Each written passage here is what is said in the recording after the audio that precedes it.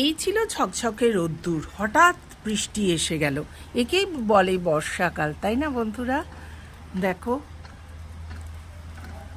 কি সুন্দর লাগছে, গাছগুলো একদম সবুজ হয়ে গেছে। অনেক ধুলোবালিতে একদম মলিন হয়ে গিয়েছিল, আজকে বৃষ্টিতে জাস্ট চাকাচাক। বৃষ্টি হলে কি হবে, বৃষ্টি ছাট এদিকে আসেনি। ইস, চারিদিকটা দেখো পুরো ধুলোতে ভর্তি হয়ে গেছে। এদিকে ঝাঁট একদম আসে না, এলে বোধহয় ভালোই হতো। চলো একটু এইগুলো ঝাড়াঝাড়ি করে নিই, তারপর তোমাদের সাথে কথা বলতে চলে আসছি। তো বৃষ্টি হচ্ছে, তার ভেতর দেখো বাচ্চা মানুষটি ছাতা নিয়ে পার্কে চলে এসেছে। তোমরা দেখতে পাচ্ছ, আমি বড় করে দেখাচ্ছি। এসে চুপটি করে দাঁড়িয়ে আছে, চারিদিক ঘুরে ঘুরে দেখছে। দেখো এবার চারিদিকে পরিদর্শন করে এবার ফিরেই আসছে বাচ্চাটা।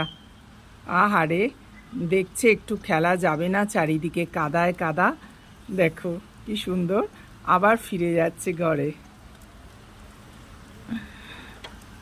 ব্লগটা এখান থেকেই শুরু করছি, কিন্তু সঙ্গে থাকবে আজ অন্য চমক।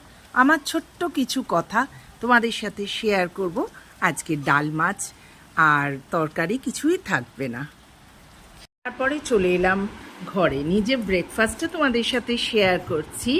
একটু একটু চানাচুর নিয়েছি আর কি, তার সাথে দুটো শসা, আর সঙ্গে আছে ডাল, অরুর ডাল।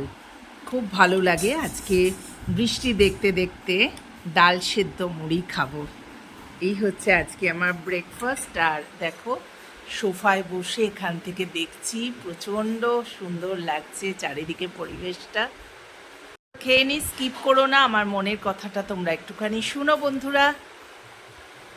দেখতে দেখতে দেখো ওর আরও অনেক বন্ধু চলে এসছে, একদম সবাই ফুল মাস্তিতে খেলছে। কি সুন্দর লাগছে না? একদম ওখানটা পুকুর হয়ে গেছে, আর একবারে সবাই জল ছপাক ছপাক করে খেলছে। হাতে কোনো ভিডিও ব্লগ রেডি নেই।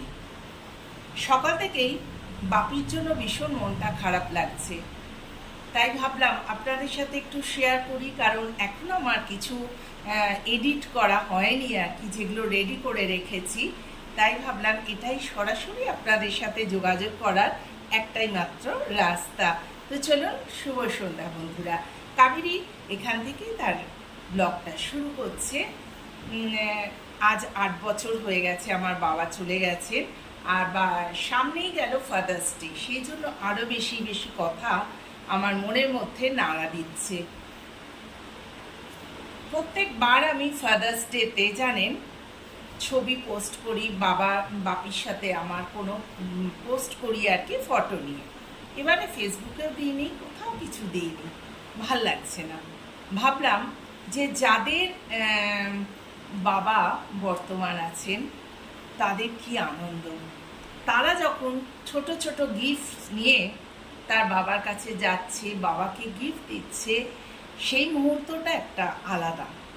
আর আমার যে অতীতের স্মৃতি, সেইটা শুধু আমার মনে করা ছাড়া আর কোনো উপায় নেই, সেইটা আবার আর এক ধরনের। তাই ভাবলাম প্রত্যেকবার আমি কিন্তু একটা করে বাপির ফটো পোস্ট করি ফাদার্স ডের দিন, কিন্তু এবারে করিনি। সবার ফটো দেখে মনটা ভাল লাগলো না, মানে সবাই বাবার হাতে দিচ্ছে, কিন্তু আমি তো পারবো না কোনো গিফট বাপির হাতে দিতে। তাই জন্য ভাবলাম এবারে থাক। একবার বাপির সাথে দেখা করতে গিয়ে ছোট্ট একটা জিনিস নিয়ে গিয়েছিলাম, তাতেই আমার বাপি কিন্তু খুব আনন্দ করেনি, খুব অসন্তুষ্ট হয়েছিল। বললো, হ্যাঁ রে, এখন আর ফাদার্স ডে কেন, মাদার্স ডে কেন? হ্যাঁ, এটা কিন্তু সত্যি কথা, আমি এগ্রি করেছিলাম। অলওয়েজ আমাদের মাদার অ্যান্ড ফাদার্স ডে, কিন্তু ওই একটা বিশেষ দিনে একটা উদযাপন করার কি বলবো, এখন উদ্দীপনা হয়েছে, সবাই মিলে করছে, তাই আমারও মনে হয় যে হ্যাঁ, মাদার্স ডের দিন মাকে উইশ করি, মার ফটো পোস্ট করি, আর ফাদার্স ডের দিন বাপিকে উইশ করি, বাপির ফটো পোস্ট করি। কিন্তু বাপি আমাদের ছেড়ে চলে গেছে, সেই জন্য এই দিনটা অন্যভাবে আমাকে কাঁদায় আর কি। সেইটা ছিল আনন্দের দিন। আর ফোন নিয়ে এখন বসেছিলাম স্ক্রল করতে করতে দেখি ভরে গেছে, সবাই আনন্দের সঙ্গে ফাদার্স ডে পালন করছে। তখন আমার এত খারাপ লাগছে, আমি ভাবছি সত্যি সেই সুযোগটা আমরা হারিয়েছি, বাপিকে হারিয়ে ফেলেছি। প্রত্যেকটা দিন বাপির কথা আমার মাথার ভেতরে থাকে আর কি। সবাই বলতো বাপির মেজো মেয়ে, বাপিকে আমি হয়তো একটু বেশি